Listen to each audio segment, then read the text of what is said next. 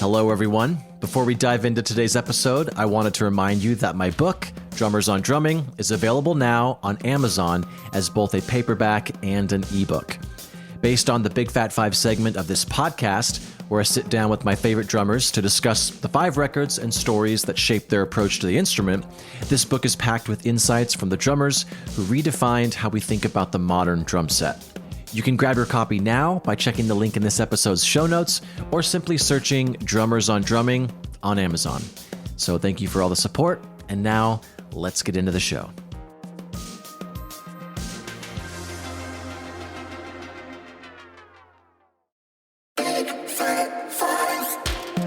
What is up? Welcome back to Big Fat 5, a podcast financially supported by Big Fat Snare Drum, where I talk to drummers about the stories and records that shaped their sound. My name is Ben Hilsinger, and our guest today is Daniel Glass. Daniel is a renowned drummer, educator, and historian, known for his expertise in the roots of American drumming, particularly in jazz, swing, and early rock and roll. A member of the pioneering retro swing band Royal Crown Revue, Glass has performed with a wide array of top artists, blending historical influence with modern flair. His passion for drumming history is reflected in his books, clinics, and instructional videos, and the project that introduced Daniel to me was his 3-hour documentary called The Century Project, which explores the evolution of the drum set and drumming styles from 1865 to 1965. Glass is also celebrated for his dynamic, groove-focused playing and his ability to bridge the gap between past and present drumming traditions. I was actually in New York this past week and able to hang out with Daniel at the famous Birdland Jazz Club after one of his performances as the drummer in the Monday Night House Trio, which he's been doing for about 14 years. So go check out all of his happenings at danielglass.com. But for now, please enjoy the 5 records that helped shape Daniel Glass into the drummer he is today. Cheers.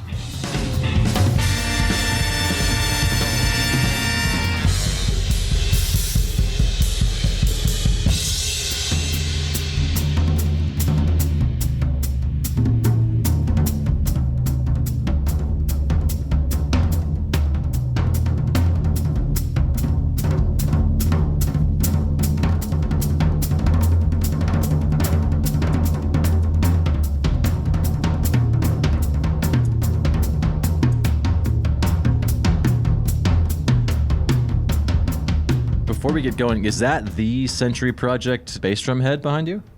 I have 3 Century Project bass drum heads, a 22, a 24, and a 26.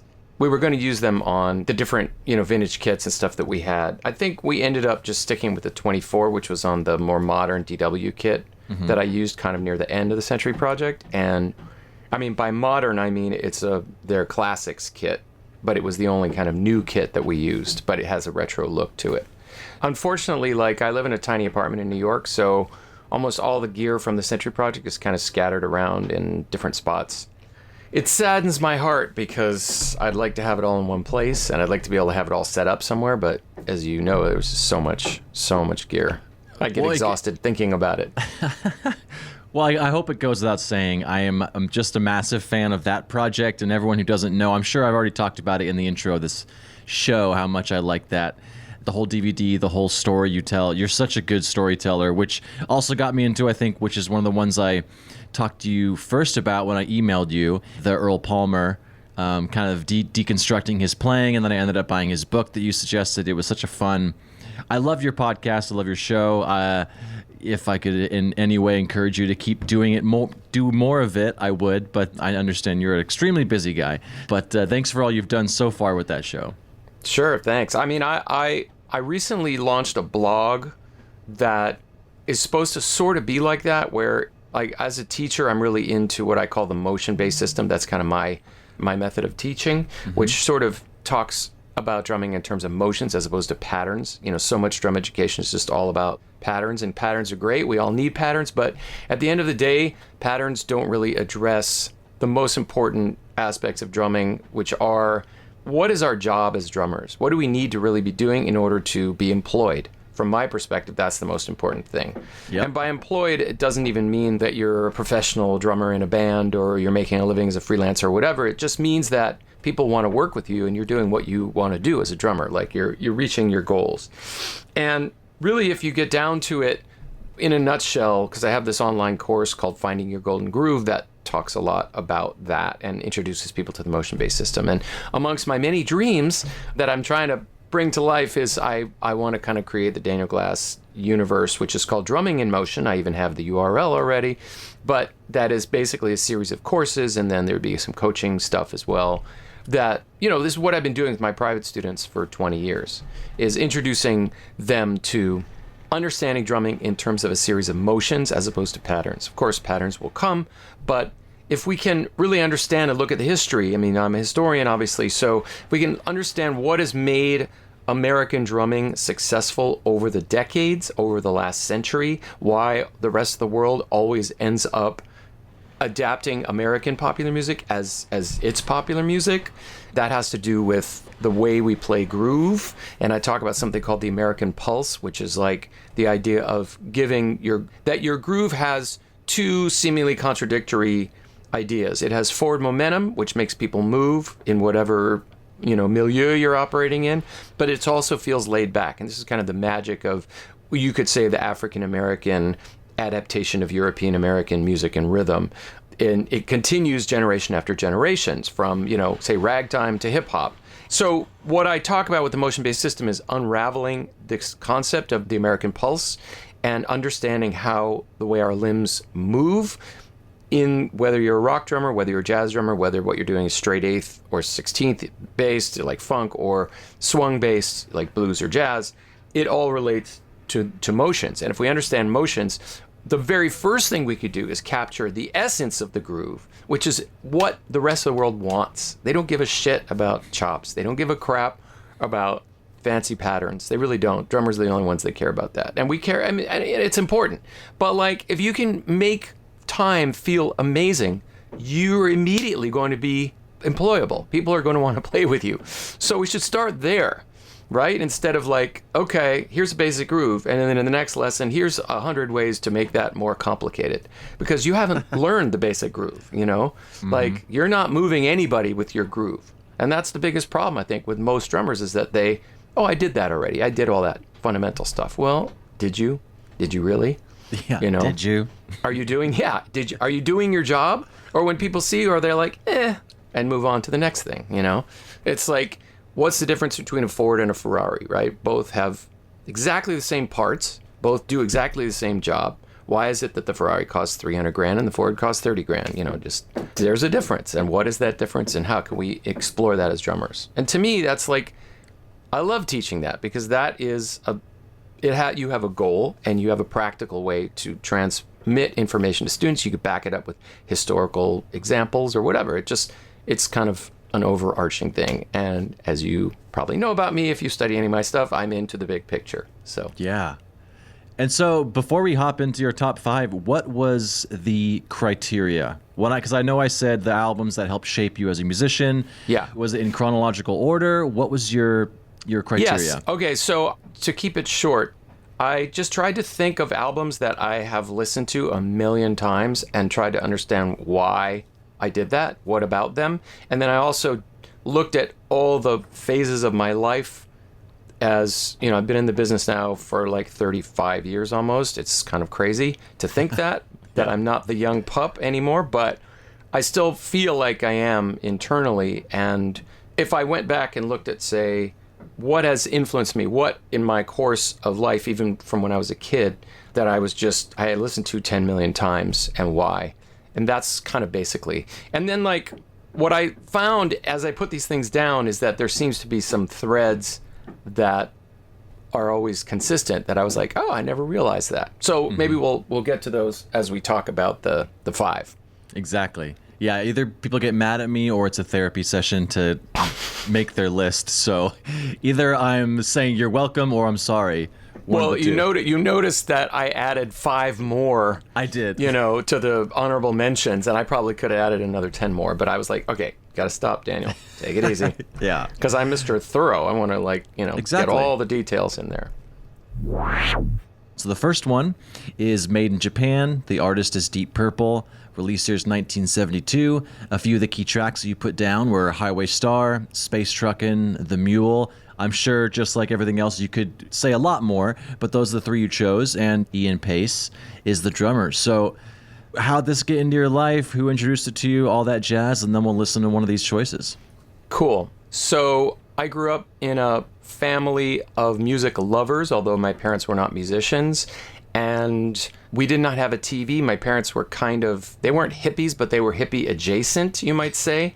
Okay. So I did not have a TV growing up. And my sister and I listened to music 24/7. We listened to music all day and all night. We sat in front of each a stereo speaker on Sundays to listen to 3 hours of American Top 40 every frickin' Sunday. So there was music in the household. My mom was into opera, but my mom was also a modern dancer, so she had a lot of really trippy experimental music around the house growing up, which was really cool. Like she had Pink Floyd, Omaguma, which came out in 1971, and it's maybe their weirdest album. But the hit is Careful with That Axe, Eugene. So that was the big hit off that record. Which, they did a lot at that time. Anyway, so also my parents were really into folk. They were folkies. And so we had like Joan Baez and Pete Seeger and Woody Guthrie and Bob Dylan and that kind of stuff growing up. And the first concerts I went to were like Joan Baez, and we saw John Denver in 1975 and everything. So flash forward to around that time, 1975, I'm 9 years old, and my best friend, who I became best friends with, was 12. And he was into hard rock. And so he turned me on to, I remember the 4 albums, Aerosmith, Get Your Wings, Pink Floyd, Dark Side of the Moon, Black Sabbath, Paranoid, and Deep Purple, Made in Japan. And those 4 albums transformed my life. I became into hard rock after that. I was a hard rock drummer. My first band I was ever in, I'm very proud of this, was a Black Sabbath cover band. I was like 13, and I was playing in a band with 9th graders. I was just in 8th grade, and we did all the classic Sabbath, which was kind of amazing because there was no such thing as a tribute band back then. This is like 79 probably. So anyway, what I love about this album is that, first of all, Ian Paice, his drumming is phenomenal. I think still to this day, I listen to this album, I think Deep Purple, this is one of the greatest live albums ever. Probably you've had other respondents that have listed this album, I don't know. But Deep Purple encompasses everything great, in my opinion, about what hard rock was. Led Zeppelin, definitely Sabbath, definitely all those late 60s, early 70s bands. And first of all, Ian Paice is a left-handed drummer, and I was a left-handed person, and I was just starting to get into drum set. I had taken classical percussion, studied classical percussion since I was 7, and now I was like 9 or 10, and I realized that I was trying to figure out how to set up the drum set, because I immediately said, well, I'm left-handed, so maybe I set it up differently, and I was trying to figure that out, and seeing Ian Paice doing his thing as a left-handed drummer, that gave me permission to be a left-handed drummer. For better or for worse, I should say. And the album, what I love about Deep Purple at this period in their career, and other bands were doing this too, certainly Led Zeppelin was, is that they were still tied to their blues roots, not so much in that they were playing 12-bar blues, but even though there is a 12-bar blues on Made in Japan, a song called Lazy, which is kind of their backward look towards their blues roots. But the fact that these musicians had grown up, especially the British ones, with like Voice of America. There were, after World War II, all these kids grew up in poverty, basically. It was really hard times because England had been bombed to pieces by the Germans in 1940 in the bombing campaigns. And so, The Who, Led Zeppelin, Pink Floyd, all these kids like grew up in a time where it was not good times economically, and American music was there to buoy them up. And part of the reason why British rock of this period was so important is because the only instrument you could get was a cheap guitar, and that's why there's so many legendary, Clapton, Beck, David Gilmour, Tony Iommi, this was a guitar culture, starting with like skiffle. So anyway, not to get too into my historian I love it though, thing, but so they were influenced by blues, they were influenced by jazz because they had bebop growing up. Like Ian Paice, his dad ran a jazz big band, they were the first generation that moved away from jazz, but they didn't really move away that much from jazz. You listen to Mitch Mitchell. His biggest influence was Elvin Jones. You listen to Ian Paice. He grew up playing big band music. Phil Collins, considered himself to be kind of a big band drummer. And they brought a lot of that into this thing. Bill Ward, I mean, they were very free. They improvised. They were rockers, but they definitely operated like jazz musicians. And Buddy Rich and Gene Krupa and Joe Morello, like these were all big influences on these guys as well. So in any case, what I loved is that the version of Space Truckin' on this tune is like the entire side of an album. It's like 25 minutes long. There's a huge jam as they play the song for the first 2 minutes, and then they just go off on this incredible long improvisational jam that they just worked out year after year after year of touring. And I love that. Like, to me, that just take you on a jazz odyssey, as it were, a rock odyssey. That's kind of what Spinal Tap's making fun of when they talk about jazz odyssey. And a lot of people say, rock got so bloated. Why is that bloated? We have to now, everything has to be a 3-minute song again where you play it the same way every night and nobody really needs to have any musical talent. It's just look good. That's what happened to rock in the 80s, like for me with hair metal and stuff. It was like it lost all of what I thought was cool about it. So anyway, Deep Purple just are still touring. God bless them. They still have, several original members, bass player, drummer. I mean, they're not the original members, but it's like what they call the Mark II lineup, which is like their famous lineup. Anyway, blah, blah, blah. So I just love that. And I got the chance to meet Ian Paice a couple of times, which is really amazing. I got the chance to give him I've given him a couple of my books over the years. And one of the things that was really fantastic kind of circle of life moment out of this is that he grew up listening to jazz and big band music, and then he adapted that into rock and roll. I grew up listening to his rock and roll, and then I ended up being a jazz and swing drummer in my band Royal Crown Revue, and I adapted a lot of what I learned from him into the way I would play jazz, So it's kind of this amazing passing of the torch in a weird, trippy way. But I don't know, people feel like jazz and rock have to be so separated, and I've never in my life felt that way at all. I feel like the best jazz rocks like a motherfucker, and the best rock is it's okay to improvise or be in the moment, rather than just performing a slab of tune for 3 minutes or whatever. Exactly. So, yeah. Well, let's just listen to, I can't play obviously the whole 5-hour song Space Truckin', but I'll just start at the beginning and then know that this does eventually get into a not bloated but awesome B section.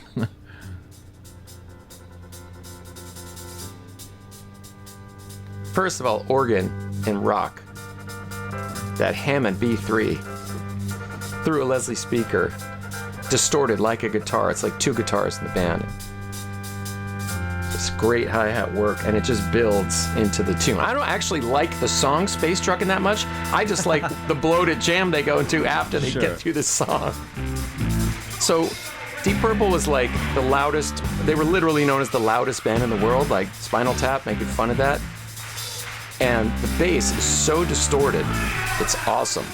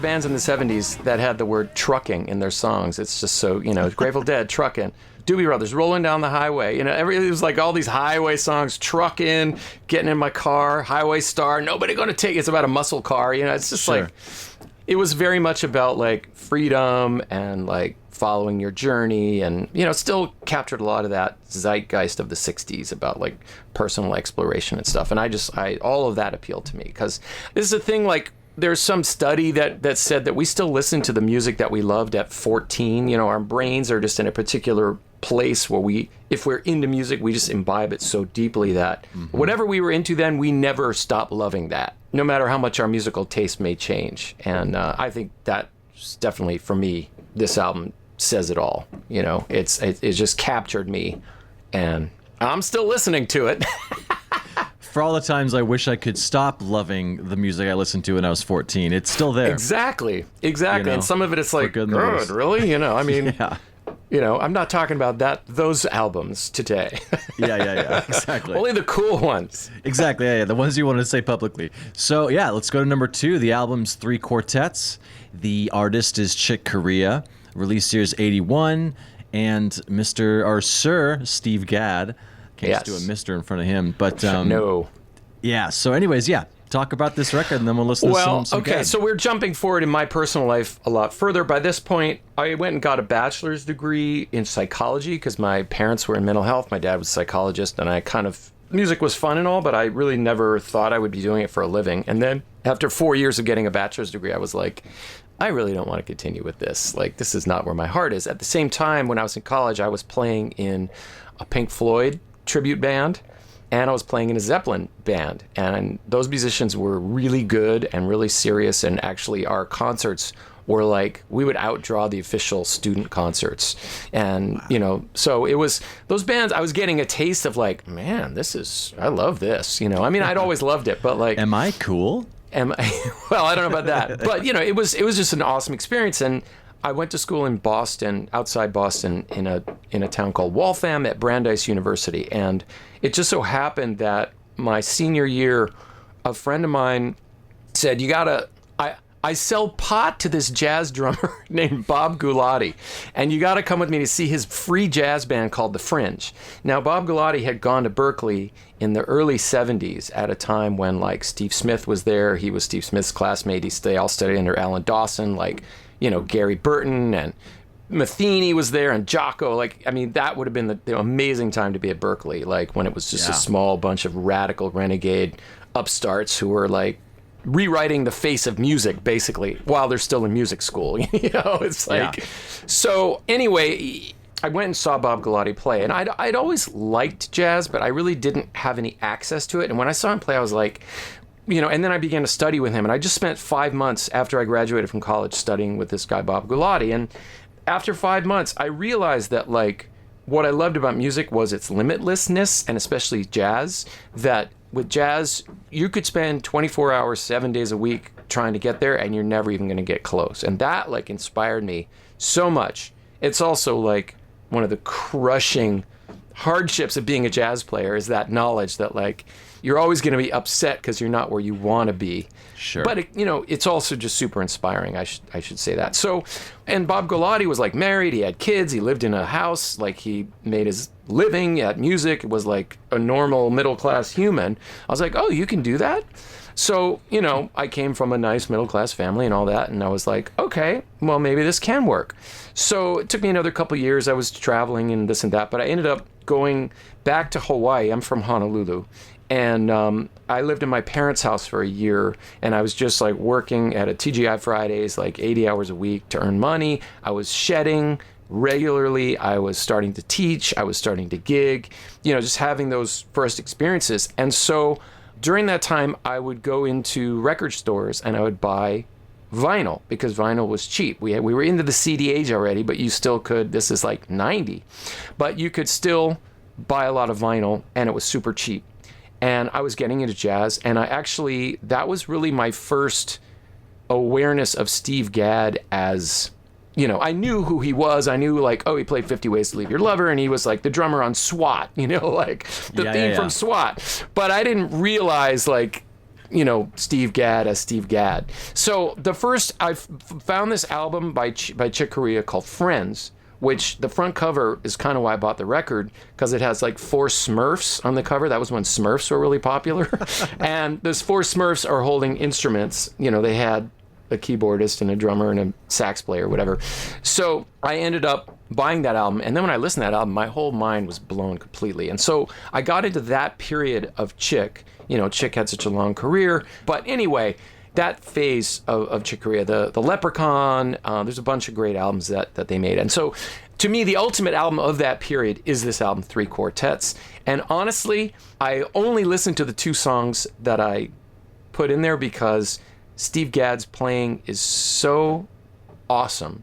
And I was just at this, again, very, very open period where I was like wide open. I was like, I love music. I'm just going to start doing everything I can, listen to everything I can. And so this album is kind of emblematic of that period. Considering it's like, I think it's 1980 maybe.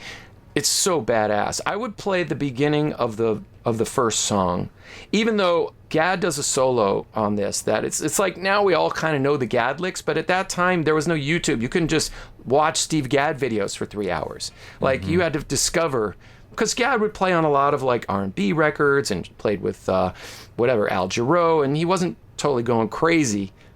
But this, he goes crazy on this record in that Gadd way, and so it's cool. But the beginning of this, like the first 2 minutes of the first song on this record, just give you a sense of how awesome this band was and how great he is.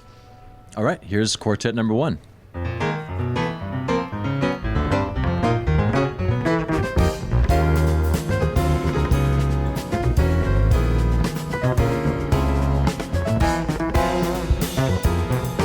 Eddie Gomez with the vibrato.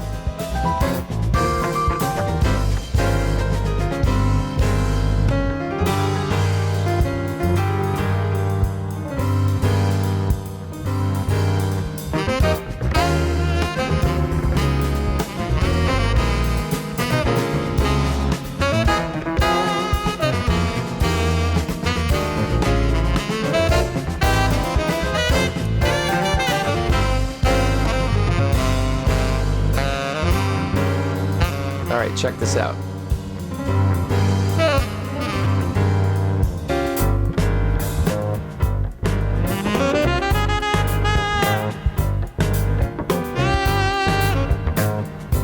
I did just sit here for like 5 minutes. Just build it.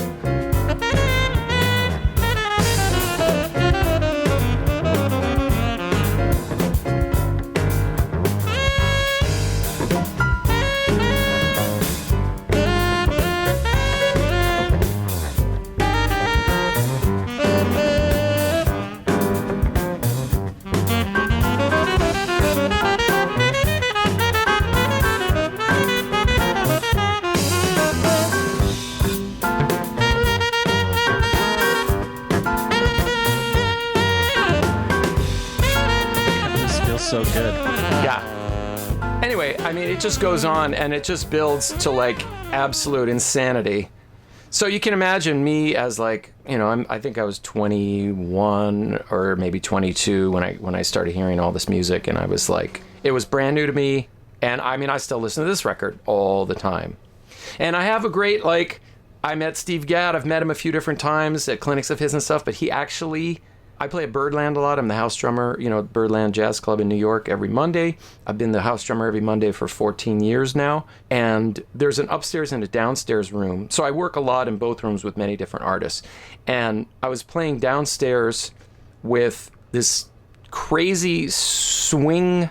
So they call her the Swedish queen of swing. That doesn't even do her justice. Her name is Gunhild Carling. She's from Sweden, and she plays like 14 instruments, and she is maybe the baddest ass musician I work with.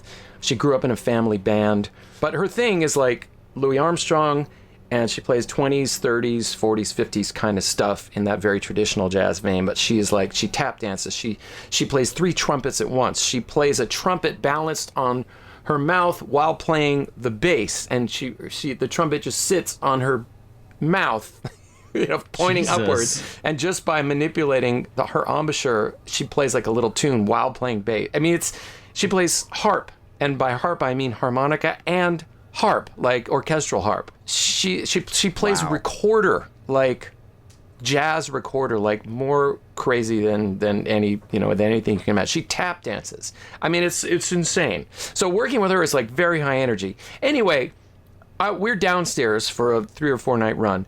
Gadd is upstairs with a piano player. I didn't even know who this piano player was, but he hired Gadd and Eddie Gomez, the bass player we were just hearing there. So on my breaks, I would run up and listen to them. And don't you know it, Steve Gadd came down and listened to Gunhild, and that was so great. So at the end of the night, I met him, talked to him. We had this really great long talk in the hallway in the backstage at Birdland. It was just like, yes, I could die a happy man. Like Gadd came to my gig. I'm assuming was complimentary. Yes, he was. And he's like, yeah, man, this reminds me of the stuff I listened to when I was a kid growing up. I was like, I think that probably would have been. So wow. Anyway, I mean, I operate often in a very unusual world compared to most musicians. Like, I'm playing all kinds of like historical music and Great American Songbook, and I do very well in that world. But I also, by the way, tour with one of the Real Housewives of New York. That's my touring gig, and that is like totally different kind of a vibe. Equally as fun. I'm assuming a lot of stories there. I have such a good time. Yeah. Oh yeah. Yeah. Very much so. But it's like her thing is like it's like a rock show. We play like maybe 1,500 seaters or whatever, and she has a huge fan base, and it's all to tracks to click. We do everything from Fleetwood Mac to Dua Lipa, everything in between. We sing 3-bar harmonies on everything, and I get to rock out on a big old drum set, and I have a great time doing it. That sounds so fun. It's super fun, and the band is great, and she's great. She's great to work for. So you would never think, I mean, I never in my life thought I would say the words, I play with one of the Real Housewives of New York, and admit that publicly, but it's awesome. It's like just part of life's rich pageant, and I'm making a living as a drummer. I'm into diversity as much as possible in my life. I avoid cruise ship gigs. I avoid Broadway shows. Like anything where you have to do the same thing night after night, I don't want anything to do with that as a musician. I mean, I want to make a living. Sure. I want to have steady employment, but I kind of want to do it on my terms because I'm a jazz musician. And if you're not improvising, I mean, I'm not always improvising, but I want the ability to express myself on the instrument. I'm happy to do the Countess thing. Would I want to do that 24/7 full time? No, but I don't have to because she's like a weekend warrior, like, so many acts these days. So we'll go out and do 3-4 shows, and I like that. So you want autonomy. I mean, that's 100%. Well, let's go to number 3, and the album is Lyric. The artist is Billy Childs. And I'm not too familiar with Billy, so I was excited to check some of these songs out. And the release year's 2005. Key tracks, In Carson's Eyes, Into the Light, Scarborough Fair, American Landscape. The drummers, there's a few of them on here, but the ones you want to point out, Brian Blade and then Marvin Smitty Smith. Take it away, and then we'll listen to a track from this. I got into this record.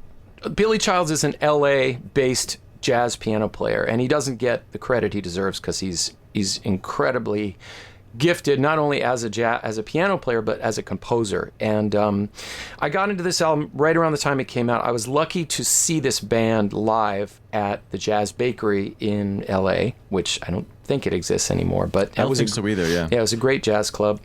It's my first exposure to Brian Blade, who I consider to be, forget stylistically, he's just one of the greatest drummers, like, living right now. And what is so cool about this record is that it's for a jazz record. He refers to it as a jazz chamber ensemble. So you have a very eclectic instrumentation. You have Billy Childs on piano. And when I saw the band, it was Jimmy Johnson on bass, who was like he's an electric bass player. And he's one of the most in-demand yo-cats, in the LA scene. Like, everybody would have known stuff that he's done over the years. He's like of the Vinnie Colaiuta, level of studio musician. But he's playing electric, and which is unusual for a jazz band. There's a woman who plays harp on the album. There is an acoustic guitar player, Larry Coons, who's like a Cal Arts guy out there. So he's playing acoustic guitar, like nylon string. And then Bob Shepard on sax, also legendary LA figure. He's kind of like the Michael Brecker in a way of LA, the LA world, or one of the guys at that level. And then Brian Blade. And Brian Blade's on the whole album except for 2 tracks that Marvin Smitty Smith is on. And their styles couldn't be more different. Brian is like very thoughtful on this record. He's very light and very tasteful, but yet like so incredibly powerful. And Marvin Sweetie Smith is a bulldog. I mean, that's just his style. He's like in your face, a lot of chops. But Billy Childs really smartly chose the right guy for the right songs. You know, like each one of them is so perfect for that tune. So around this time, I had this album, and I had, you know, this is before everybody used their phone as an alarm clock. This is like, I think still pre-iPhone era. And so I had this clock radio by my bed that had a CD player. And I put this album in, and every morning I woke up to this album for like a year. And I would just lay in bed, and it's like, it was the best way to wake up. You know, it was an amazing way to wake up. And then I had the opportunity to see this band, and it was the first time I'd ever seen Brian Blade. And I was just, again, like, my mind was so blown, because there's a few drummers in this world that have their own really, truly unique kind of vocabulary, way of playing. You know, we see a ton of amazing drummers, but most of them derive from something else. You could see their influences, you could see their style and their chops, and you can put that in a kind of a category. And I think Brian Blade is just beyond category. He's so musical and deft and gorgeous. And I love this record so much that I have my own jazz trio here in New York, and it's the thing I've been working on really hard. And I'll talk more about it later when we get to number 5 on my list, but we cover their version of Simon & Garfunkel's Scarborough Fair. So maybe you could play that, because it's cool. It gets into it pretty quick, and it's just exemplary. There's like a harp solo, but at the same time, they're running through all kinds of time signatures. It's just amazing. Like, it sounds so effortless, and yet you have like 7 people all playing really complicated parts, and it's just beautiful. This album he has a string quartet on a few tunes. So if you can get to Scarborough Fair, that'd be a great one to hear.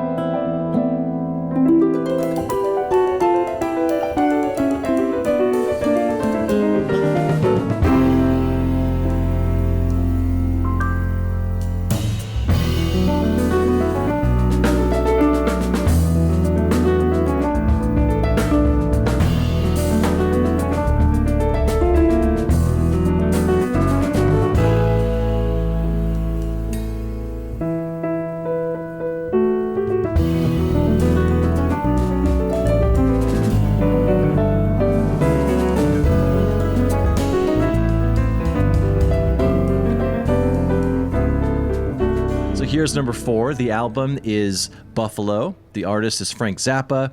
Release year is 2007, but it's a live concert from 1980. And the key track you want to talk about was The Torture Never Stops. And you've mentioned his name before, but it's Vinnie Colaiuta on drums. So take it away. Vinnie. Over the years, you know, Zappa fits into a lot of the things that I like. He'll go off on long, extended improvisational jams. His music is ridiculously eclectic. And of course, being a drummer, as most of us know these days, he's used like the greatest collection of drummers. Mm-hmm. So Zappa has so many phases, so many periods with so many different bands. I'm not into all of them 100%, but the older I get, the more I keep going back to Zappa and just checking in. So sometime in that year, around when I was going to music school, or a couple years after that, I got turned on to an album called Tinseltown Rebellion, which was a live album, and it featured Vinnie Colaiuta. And of course, around that time, you know, Vinnie had been on the scene. He had played with Zappa in the very late 70s. He's on the album Joe's Garage, you know, which is like classic. And this was a live album with Vinnie. And so I got hip to this record, and I just started getting into Zappa. I listened to a lot of Zappa over the years. And then just recently, a friend of mine told me, "Are you hip to Buffalo?" And I was like, "Buffalo? No, what's that?" He was into Zappa. So this is like a bootleg that is put out by the artists themselves, you know. The Grateful Dead will allow that, and Fish or whatever. So Zappa just had this enormous back catalog. He recorded a lot of his shows. He had a lot of stuff that was never put onto other albums. this, I thought I had heard a lot of Vinny, and I have. I thought that I'd heard a lot of Zappa, and I have. But this album is just on another level. Vinny is like, he showed up in the world of music just fully vinified. And this stuff, he just truly like, just blew everyone's doors so hard. So this particular track is 23 minutes long. Hey, what a shock. Another 23-minute track that I get into. There's a section in here where they just out of nowhere go into a 3/4 jazz thing. And it's like what he's doing is inhuman. But we could play the beginning of the tune. This song, I'll set this up. This is a classic Zappa track called The Torture Never Stops. A lot of times he would say he originally recorded it in 1969 or 1972 or something. He would then rearrange it with whatever band he was working with and do like a completely new version of it. So right from note number 1, Vinny is playing, I mean, it's over the top, and it's just, to me, like, what I love about Vinny is like, it's like Steve Gadd. Like, these guys are so adaptable in any circumstance. They could play the most simple rock and make it sound so perfect. They could play a shuffle and just make it sound so authentic. And then they could just blow over the craziest odd time signatures or the wildest jazz or whatever. It's like, they're supermen in my opinion. And it's kind of what I'm always going for as a drummer myself, is to be the best, to make whatever I play sound like this is all I've ever played. And that's kind of this gig I do at Birdland on Mondays. Like, it's an open mic and we never know what's going to come up, and you just have to know it. So anyway, Torture Never Stops. Here we go.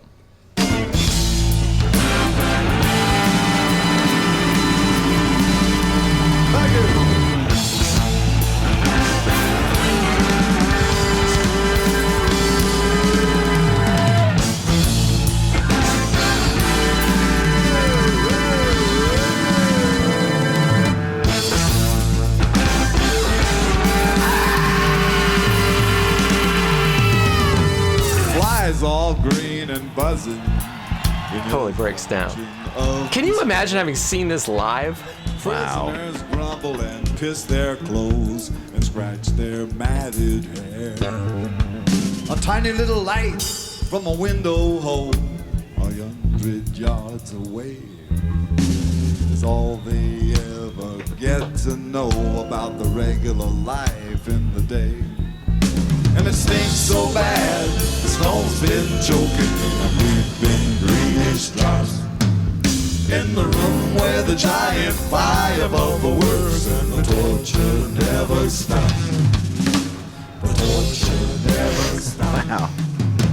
The torture, the torture never stops. And now, here we go again.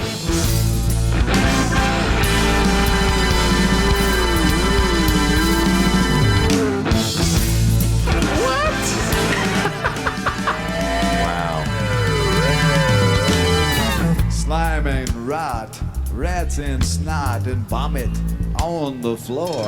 Play a reggae group and then just Jubilee soldiers holding spears by the iron door. what you get in the first minute that we just listened to is like the most soulful. Those 3-part harmonies are like off a soul record or a doo-wop record. Then there's reggae, and then it's also like a comedy record. He doesn't care. Like he's completely outside of all genres. He just throws everything in all at once. And a lot of people have problems with Zappa because of this, but you have to just appreciate it for what it is. But literally, the first fill of the tune, Vinny just blows 4 bars that are more than 99.999% of any drummer will ever be able to play. And he's like 22 or something, I mean, he was just out of Berkeley, for God's sakes. This was his first band. And he just comes out of the gate crushing. Today, we're used to hearing this kind of thing. In 1979, nobody, maybe Billy Cobham was sort of close, but like, not to compare anybody to anybody. It's just like, I think I wrote on your thing, Vinny Unleashed. Yeah. Like, it's like, do whatever you want. There are no boundaries. Play however you want. Be as crazy as you want. So, Yeah. I love it. Stylistic smorgasbord. Yes. All right, so the last one. It's From Darkness from Avishai Cohen, and released year's 2015.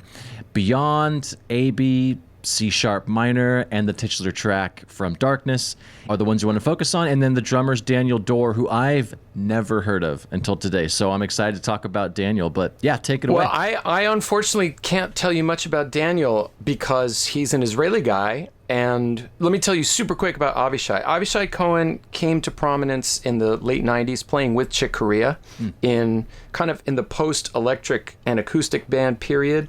Chick created a new trio, which was called the New Chick Corean New Trio. And this guy, Avishai Cohen, was the bass player. He's Israeli, but he's grew up all over the world. He's a super eclectic guy. And I have a trio here in New York that I started playing with in about 2016. It was sort of the house band. I do a 5-day jazz intensive every year. First, we did it in New York for a few years, and the pandemic kind of ruined that. And we started doing it at a school in Germany, and I'm now on my 4th year of doing it in Germany in October. Anybody's interested, go to my website. That's awesome. We still have two spots open. Anyway, when I left LA and moved to New York in 2010, I kind of put down band leading. I was really into the history stuff and pushing, like doing more clinics, and just I didn't want to have the hassle of being a band leader, but I finally dipped my toe back in. And in 2022, we actually recorded our first record. And now I'm really banging my head against the wall, trying to get yet another instrumental jazz trio up and running in New York City, the town of nothing but amazing instrumental jazz trios. So, hey, Don Quixote over here. Yeah. But, as a historian, I listen to really old music a lot of the time. I spent a lot of my life focused on stuff that was like pre-1970. And I've always listened to a lot of music, but I'm in New York. It's the 21st century, for God's sake. We're almost a quarter of the way through. I want to try to get hip to some more modern stuff. And somehow on Spotify, just randomly, I came upon this tune, the opening tune, Beyond. And I was like, whoa. And I'd heard of Avishai Cohen, but I didn't really know that much about him. And I got into this record, and now I have listened to this record like every day for the last year while I'm walking my dog. I'm obsessed with it. In somewhere around 2010, Avishai moved back to Israel. And so he uses all of these young Israeli musicians. He sort of schools them all. But what this kind of style comes from is really like he played a lot with Mark Juliana in the early 2000s. They were like brothers. And so the style that Mark Juliana plays, all these young Israeli drummers now do it. And you might have heard of the drummer that's now with Avishai. Her name is Ronnie Caspi. She's like 21, young Israeli. She just did the 400 Zildjian thing. She's like part of this group. These amazing, amazing musicians come out of Israel. And I don't think I don't think he's been out of Israel. So I know nothing about him except he's really fantastic on this record, as is all of Avishai's drummers. Let's play the very first tune. And I want people to know I spent forever trying to figure out what time signature this song was in. It's in fricking 4/4, but I defy you to tap along. And it's just a piano trio, but everything about it is amazing. What I love about this music is, yes, it's technically complex. The musicians are all playing unbelievably, but to me, what strikes me is the beauty of the composing. And the one last thing I want to say is that I'm a huge fan of songs. So even though I like these 23-minute jams and I like musical virtuosity, I love stuff that is still a recognizable song, that has a melody, that has a chorus. I'm a sucker for a good chorus. It's when music gets into the total mathiness and you sort of lose the sense of song that I have no interest in that. Like, technical complexity for the sake of technical complexity is not what I'm into. A lot of people are. But anyway, that's all I'll say. But check this. I just love the production. I love everything about this song. And I want to play this song in my trio, but it's going to take me like a long time to really get it together.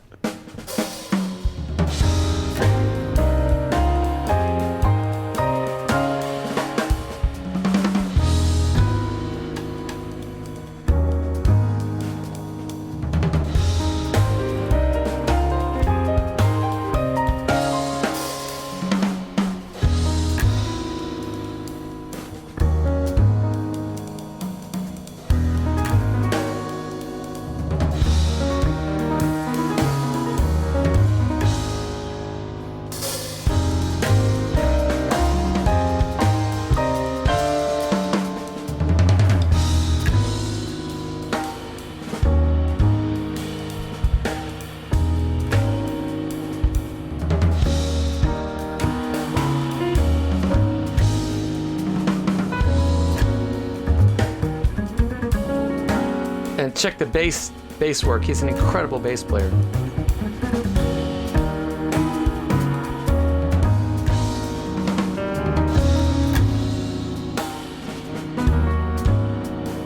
And the left foot is having so much fun as well. Oh my God.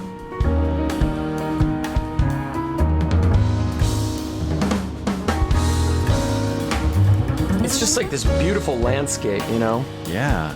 It's like the mood that's created.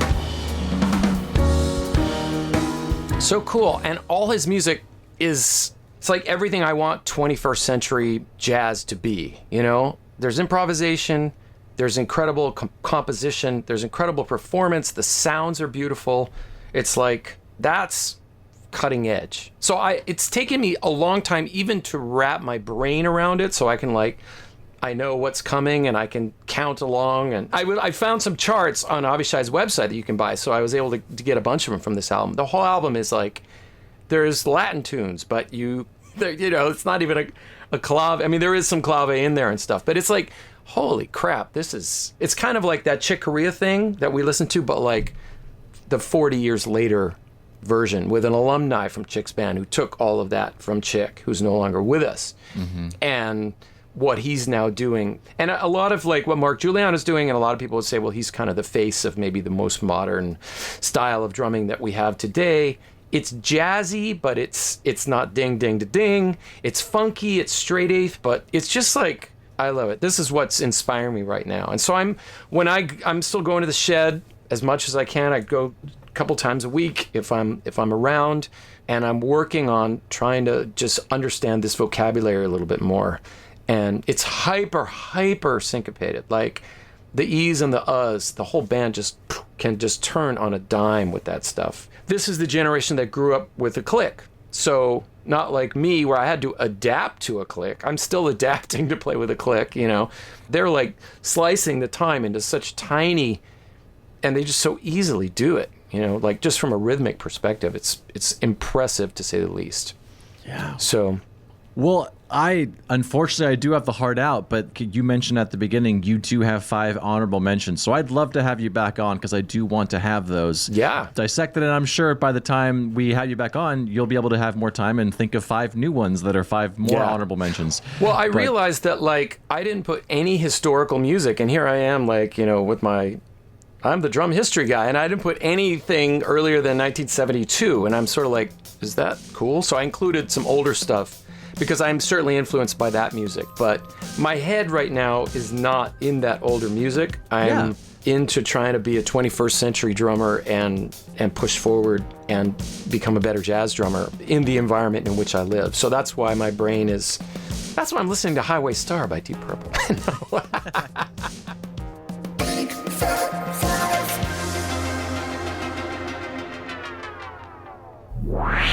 And that's the show. If you're listening on a platform that allows ratings and reviews, do that. It helps more people find the show, so it'll get bigger and better, and hopefully I'll have a chance to sell out one day. But you'll be an OG listener that can brag to all your friends. Anyways, why don't you go and check us out at bigfatsnaredrum.com and follow us on all the socials. Just search for Big Fat Snare Drum and you will find us. The show is edited in part using Isotope RX Audio Editor. It's amazing, so go check that out at isotope.com. And thanks again to Gunnar Olsen for the theme music. Bye.